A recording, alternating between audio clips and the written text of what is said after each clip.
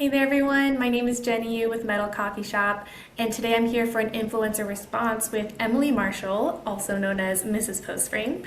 How's it going today, Emily? I'm doing well. Thank you, Jenny. How are you doing? I'm doing well too, thank you. We're really excited to talk to you this month about social media. So we're wondering if you could start off by sharing your thoughts on using short form video and live content to build trust and authority. Sure.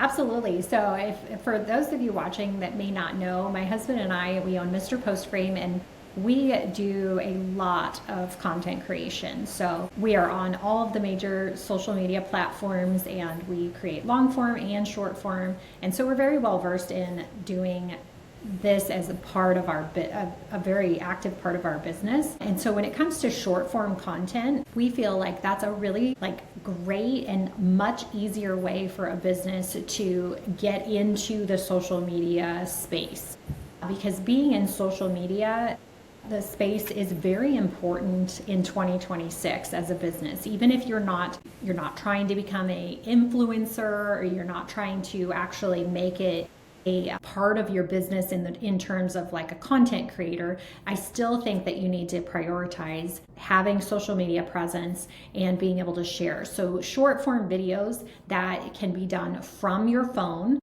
You can get a good smartphone. It's going to have a nice camera on it. So it's very easy to do it on a job site. Like, you don't have to have additional equipment to carry around with you. You can just be making them while you're on site, while you're with your crews, while you're in your vehicle going to another job site, and you could be talking about what it is that you do and how you do it. So these short form videos that can be from a few seconds long to a few minutes long, they can build a lot of trust with potential clients, because you're able to show them in real life, what in real time, what does a job look like that you are doing for another customer. And a lot of people, because social media is so prevalent, people do associate a lot of trust with somebody that has accounts, that you can find their business on a major platform, because we're all using it. So to just disregard it and say, I don't want to have a social media account, I think you're really missing out on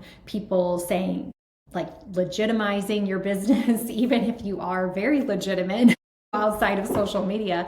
I think that this really helps people say, oh, okay, well, they're real. They're actually on a platform. When it comes to going live, that can be something that can be fun to see, who's out there that wants to really interact with you.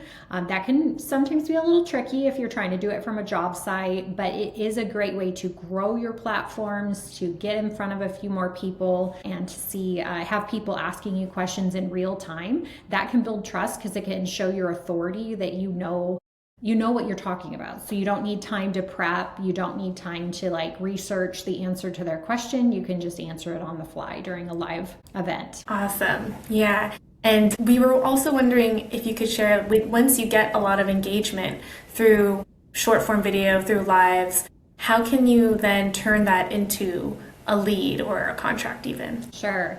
Of course, coming out of the gate on social media, you're going to have followers that may or may not be in your area. So not everybody who follows you or everybody who engages with you is going to be a potential customer of yours, but some of them are. Again, going back to, people are now more than ever, people are looking at social media to see reviews, to find companies near them. And so having that presence, you will have followers that will be in your area. And so when you have somebody engage with you and they're asking you questions, and you find out that they are somebody that's in your area, you can really just follow up with them. Say, hey, we'd love to work with you. Or, some of the platforms have ways to automate responses to people so that you can collect data on them, or they can go directly maybe to your website, or they can get a phone number for your office. So there's a lot of great tools that way, that you don't have to necessarily be online all the time,